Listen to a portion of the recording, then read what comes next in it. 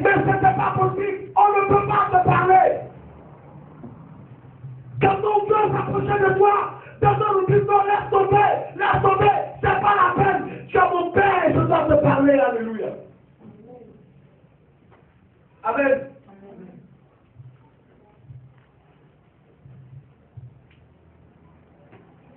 Aujourd'hui, notre société souffre parce que des pères ont failli à leur mission. Aujourd'hui, notre nation souffre parce que ceux qui étaient censés être les pères de la nation ont failli à leur mission. Je le dis haut et fort parce que je suis serviteur de l'Éternel.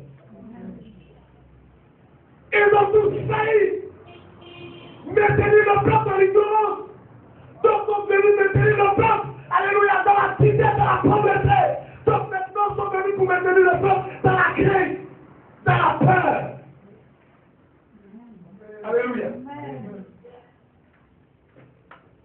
C'est pas ça un père. Un père n'est pas redoutable. Un père, il est attentionné, il est affectif. Donc, autant je parle de la part de Dieu, alléluia. Un père, il ne traumatise pas. Un père, il écoute.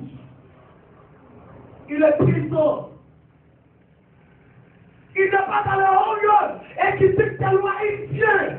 Il écoute ce que son peuple a dit. Il écoute ce que ses enfants ont lui dit. Souvent, quand vous me voyez, amusé avec mon fils, elle me dit, c'est déjà. Alléluia. Alléluia. Amen. Alléluia. Amen. Parce que si je n'ai pas été assez présent dans ta vie, si je n'ai pas été assez présent dans ta vie, je vais être la société qui va payer. Je vais comprendre. Amen. Vous voulez éviter la rébellion. Vous voulez éviter que vos fils soient désobéissants. Vous voulez éviter la division dans vos églises. Vous voulez éviter la rébellion dans vos assemblées.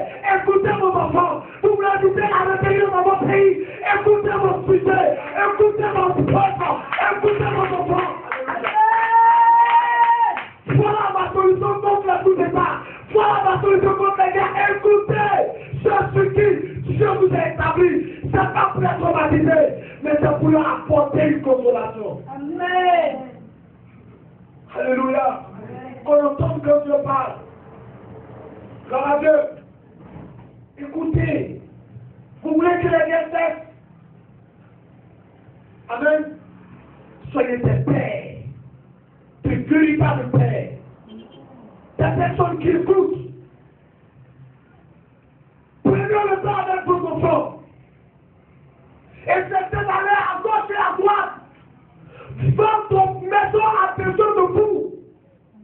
Votre peuple a besoin de vous. Votre église a besoin de vous. Quel père. Sinon, vous laisserez des blessures dans vos cœurs. Vous laisserez des blessures dans le cœur de vos fils, de vos filles, de vos églises, de votre peuple. Vous laisserez des cœurs, des plaies, des blessures. Alléluia.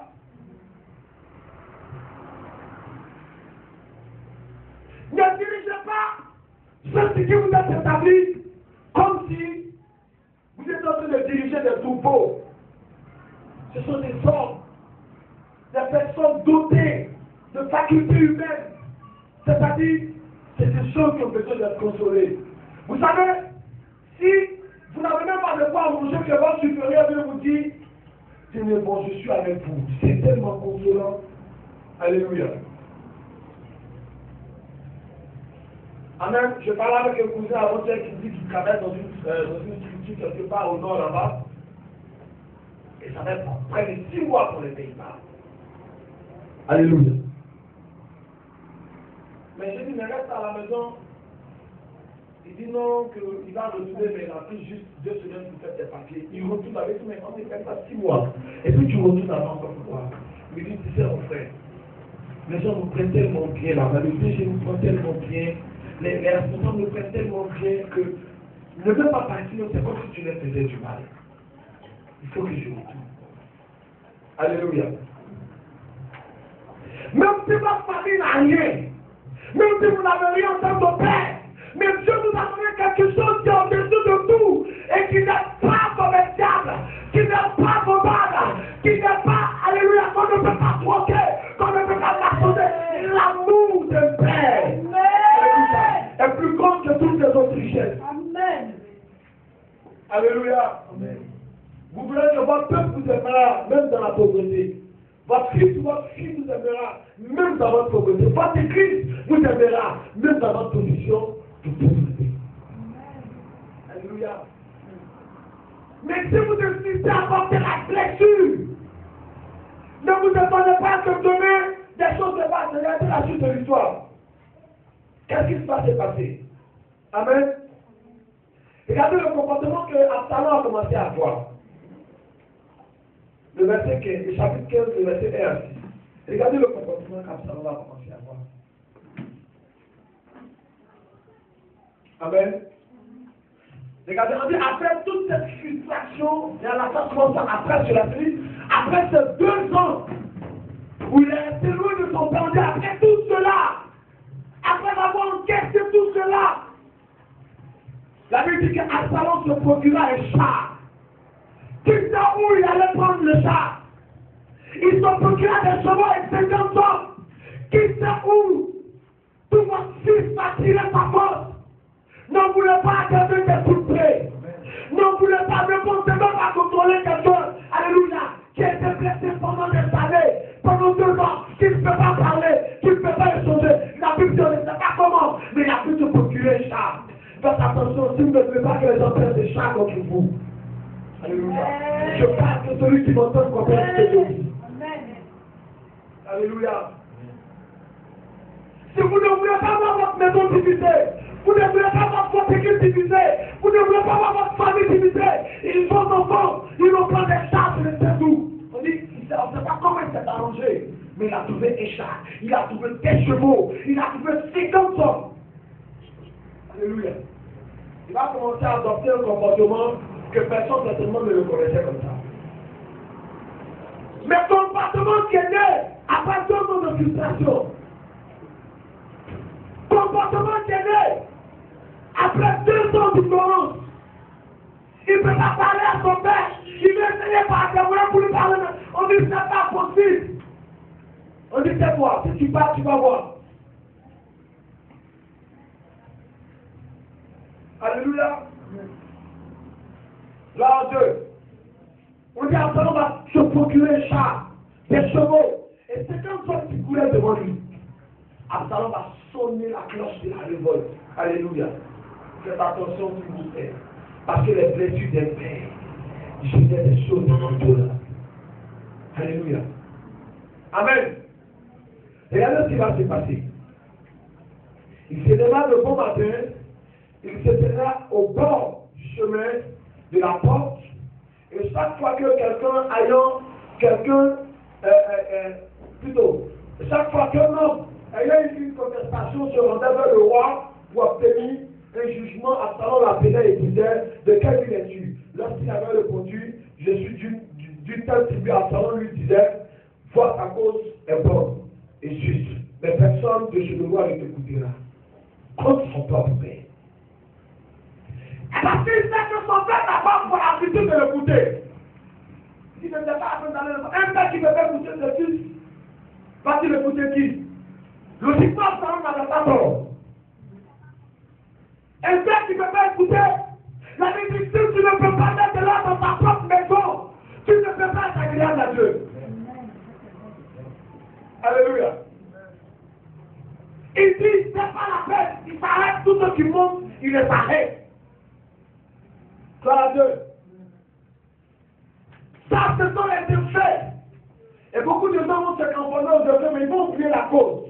C'est-à-dire que pendant 2 ans, il ne voyait pas son père, il était dans la même maison, mais pendant 2 ans, il ne parlait pas avec son père. C'est ce qui a créé ça. Alléluia.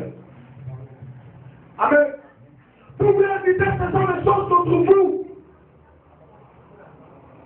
Alors prenez la peine d'écouter ceux qui vous entourent. Tenez la paix.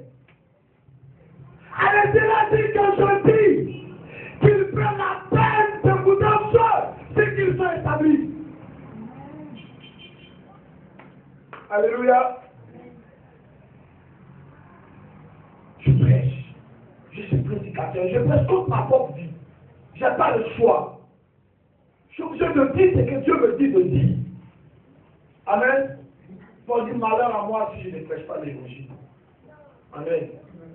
Et si Christ est ma vie, c'est que la mort m'est vaincue. Alléluia.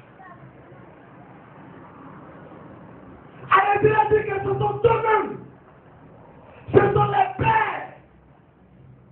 Dans les foyers, dans les maisons, dans les communes, dans toutes les sortes de structures où vous êtes établis comme supérieurs. Prenez la peine d'écouter ceux qui sont dessous de vous. Parce qu'ils sont considérés comme vos fils. Sinon, ils garderont des blessures à l'intérieur d'eux. Et comme Absalom, vous serez surpris que lorsqu'ils sont blessés, ils sont capables de choses horribles. Alléluia. Après, on dit là, il est ceci, il est cela, il est ceci, celui-ci est ceci, celui-ci est... Non, les gens veulent me tuer. Mais c'est parce que tu n'as pas pris le temps de commencer par le début. Et voilà ce que ça donne comme résultat.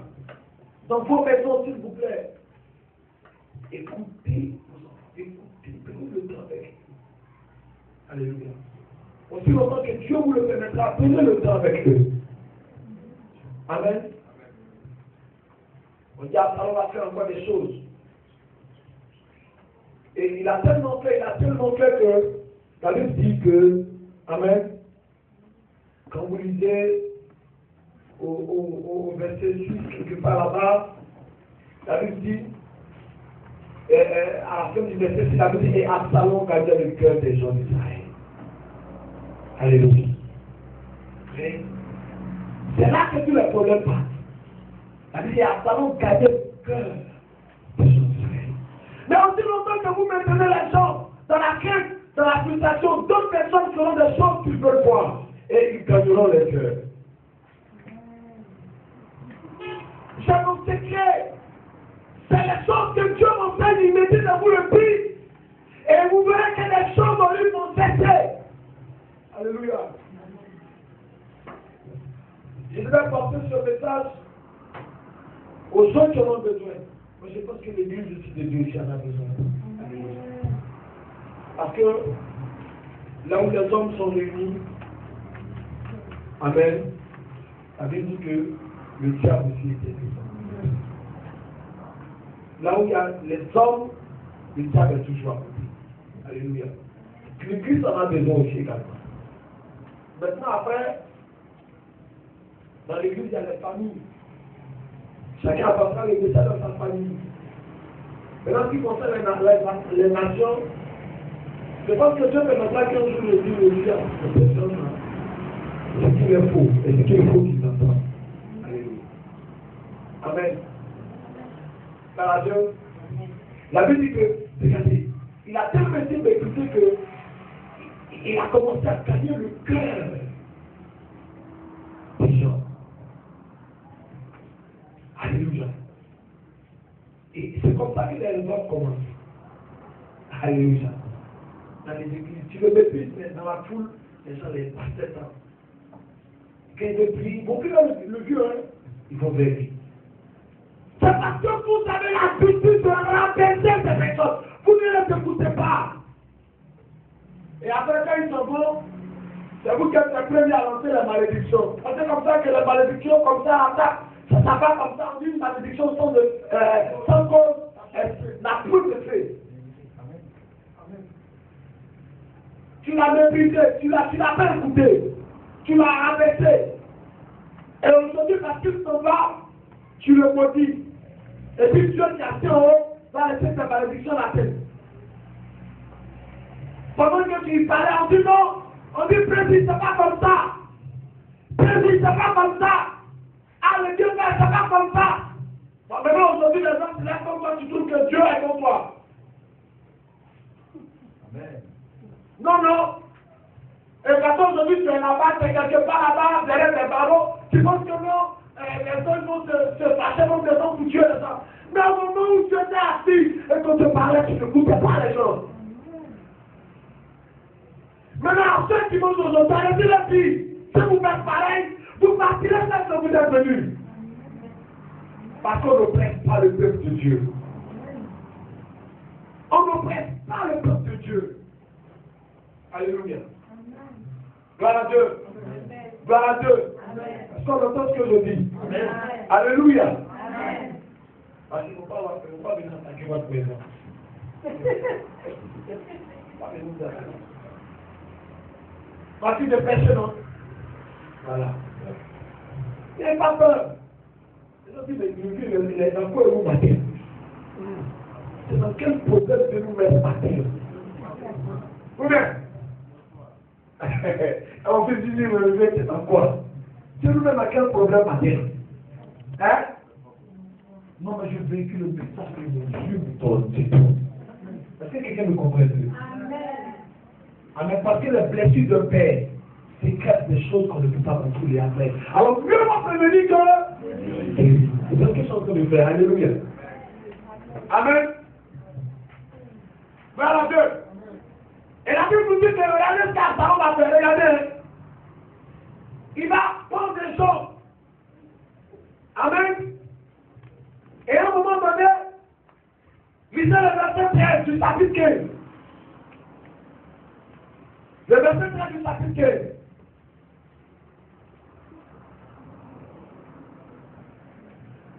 On dit quelqu'un vient infamé sa vie de lui. Le cœur des hommes d'Israël s'est tourné vers Absalom.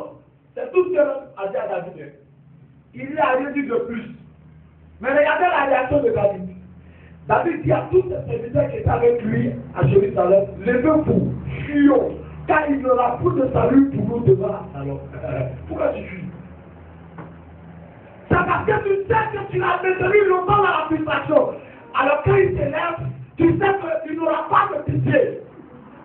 Pourquoi c'est ton fils? Pourquoi tu ne discutes pas avec lui? C'est qu'on te donne l'information, lui fuyons. Parce qu'il n'aura pas de pitié pour ça. Parce qu'il sait. David sait qu'il ne s'est pas comporté dans Absalom. Ça fait la préférée fuir que de discuter. Alléluia. Vous ne pouvez pas plus discuter maintenant, s'il vous plaît. Allez-y, le ça. Amen. Vous ne plus que vous contrôler, c'est-à-dire que vous ne pas que votre maison soit une désordre totale, discutez avec vos enfants dès maintenant. Amen. Alléluia. Sinon, vous êtes dans la maison, et puis quand tu fais ça, c'est qui? C'est papa et je suis ton père, c'est quoi? On fait rien ça. Amen. David savait qu'il ne pouvait plus. Le temps de la justice était passé. Le temps de la compréhension était passé. Que là où Absalom était arrivé là, il n'était plus à mesure de comprendre ni de discuter. Alors la seule chose qu'il savait, c'était de lui. Que celui qui a besoin d'entendre ce que l'Esprit de Dieu dit. Je parle de tout mon corps et sous l'influence de la puissance de l'Esprit de Dieu. Alléluia. Amen. Amen. Amen. Je parle de plusieurs de mon destin. Je dis, il n'y a pas peur, mon fils. Nous serons toujours au alors, j'ai pas peur. Amen. Je prêcherai même en début de ma foi. Amen. Quand ils sont venus dire à David que, voilà, on n'a pas dit qu'Absalom s'est levé contre lui. Hein. On dit que le cœur des gens s'est tourné vers Absalom. C'est tout. Il a compris le reste en même temps. Il a compris que c'était le peuple qui faisait de lui le père de la nation. C'était les enfants qui faisaient de lui le père. C'était le peuple de Dieu qui faisait de lui l'homme de Dieu. Alors il a compris que là, tout le peuple était contre lui, il n'avait plus la problème. Alléluia, l'approbation de Dieu. Parce que il y a un dicton italien qui dit force populaire, force pays. La voix du peuple, c'est la voix de Dieu. Alléluia. Amen. Il a compris que dans le cœur du peuple s'était tourné vers Absalom. Il n'y avait plus de moyens de discuter parce que si le peuple n'est plus derrière toi, alors sache que Dieu n'est plus derrière toi. Alléluia. Est-ce que quelqu'un comprend ce que je suis en train de dire ce matin? Et nous fuyons. N'essayons pas de résister. Parce que longtemps j'ai frustré mon fils à salon. Longtemps je l'ai maintenu. Pendant 2 ans il est resté dans la maison. Je lui ai même pas dit un mot. C'est pas maintenant que je veux lui parler. Alors crions. Alléluia. Pardonnez-moi si quelque part j'ai manqué mon rôle de père. Alléluia. Je suis vraiment désolé. Amen. Pardonnez-moi quelque part si j'ai failli à ma mission. Si j'ai été l'élève que j'ai négligé une petite fois, je vous présente toutes mes excuses. Alléluia. Parce que je veux que nous soyons loin. Amen.